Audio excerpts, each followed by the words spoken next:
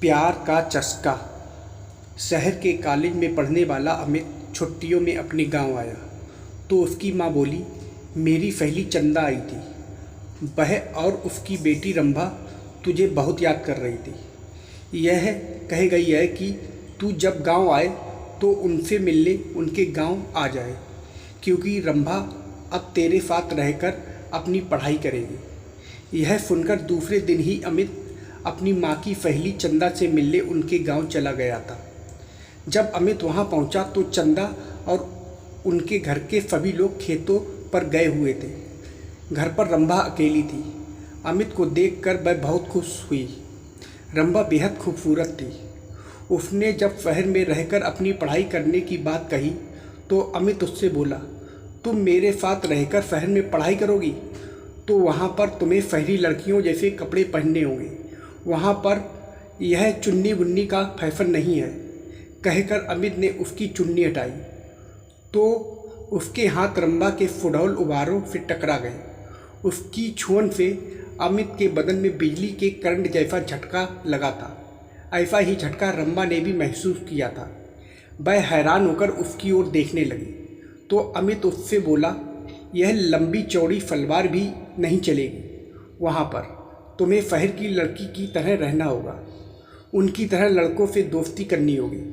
उनके साथ वह सब कुछ करना होगा जो तुम गांव की लड़कियां शादी के बाद अपने पतियों के साथ करती हो। कहकर वह उसकी ओर देखने लगा तो वह फरमाते हुए बोली, यह सब पाप होता है। अगर तुम इस पाप पुण्य के चक्कर में फंसकर यह सब नहीं कर सकोगे, इस गांव में ही चौका चूल्हे के कामों को करते हुए अपनी ज़िंदगी बिता दोगी। कहकर वह उसकी ओर देखते हुए बोला, तुम खूबसूरत हो, शहर में पढ़ाई करके ज़िंदगी के मज़े लेना। इसके बाद अमित उसके नाजुक अंगों को बराबर छूने लगा। उसके हाथों की छून से रंभा के तन बदन में बिजली का करंट सा लग रहा था। वह जोश में आने लगी थी। रंभा के माँ बाप खेतों से शाम को ही घर आते थे, इसलिए उन्हें किसी के आने का डर भी नहीं था। यह सोचकर रंभा धीरे से उससे बोली, चलो अंदर पीछे वाले कमरे में चलते हैं। यह सुनकर अमित उसे अपनी बाहों में उठाकर पीछे वाले कमरे में ले गया। कुछ ही देर में उन दोनों ने वह सब कर लिया जो नहीं करना चाहिए था। जब उन दोनों का मन भर गया तो रंभा ने उसे देसी घी का गर्मा गर्म हलवा बनाकर खिलाया। हलवा खाने के बाद अमित आराम करने के लिए सोने लगा। उसे सोते हुए देखकर फिर रंभा का दिल उसके साथ सोने के लिए मचल उठा। वह उसके ऊपर लेटकर उसे चूमने लगी तो वह उससे बोला, तुम्हारा दिल दोबारा मचल उठा है क्या? तुमने मुझे प्यार का चस्का जो लगा दिया है। रंभा ने अमित के कपड़ों को उतारते हुए कहा। इस बार वे कुछ ही देर में प्यार का खेल खेल कर पस्त हो चुके थे, क्योंकि कई बार के प्यार से वे दोनों इतना थक चुके थे कि उन्हें गहरी नींद आने लगी थी। शाम को जब रंभा के माँ बाप अपने खेतों से घर लौटे तो अमित को देखकर खुश हुए।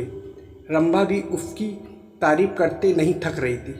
वह अपने माँ बाप से बोली, अब मैं अमित के साथ रहकर शहर में अपनी पढ़ाई पूरी करूँगी। यह सुनकर उसके पिताजी बोले, तुम कल ही इसके साथ शहर चली जाओ, वहाँ पर खूब दिल लगाकर पढ़ाई करो। जब तुम कुछ पढ़ लिख जाओगी तो तुम्हें कोई अच्छी सी नौकरी मिल जाएगी, तुम्हारी ज़िंदगी बन जाएगी। फिर किसी अच्छे घर में इसकी शादी कर देंगे। आजकल अच्छे घरों के लड़के पढ़ी लिखी बहू चाहते हैं। रंभा की माँ ने कहा तो अमित बोला, मैं दिन रात इसे पढ़ाकर इतना ज़्यादा होशियार बना दूंगा कि फिर यह अच्छे अच्छे पढ़े लिखों पर भारी पड़ जाएगी। रंभा की माँ ने अमित के लिए खाने को अच्छे अच्छे पकवान बनाए। खाना खाने के बाद बातें करते हुए उन्हें जब रात के 10 बज गए तब उसके सोने का इंतज़ाम उन्होंने ऊपर के कमरे में कर दिया। जब अमित सोने के लिए कमरे में जाने लगा तो चंदा रंभा से बोली, कमरे में 2 पलंग हैं, तुम भी वहीं पर सो जाना। वहाँ पर अमित से बातें करके शहर के रहन सहन और अपनी पढ़ाई लिखाई के बारे में अच्छी तरह पूछ लेना। यह सुनकर रंभा मुस्कुराते हुए बोली, जब से अमित घर पर आया है तब से मैं उससे खूब जानकारी ले चुकी हूँ। पहले मैं एकदम अनाड़ी थी, लेकिन अब मुझे इतना होशियार कर दिया है कि मैं अब सब कुछ जान चुकी हूँ कि असली ज़िंदगी क्या होती है। यह सुनकर चंदा खुशी से मुस्कुरा उठी। वे दोनों ऊपर वाले कमरे में सोने चले गए थे। कमरे में जाते ही वे दोनों एक दूसरे पर टूट पड़े। शहर में आकर अमित ने रंभा के लिए नए नए फैशन के कपड़े खरीद दिए, जिन्हें पहनकर वह एकदम फिल्म हीरोइन जैसी फैशनेबल हो गई। अमित ने एक कॉलेज में उसका एडमिशन भी करा दिया था।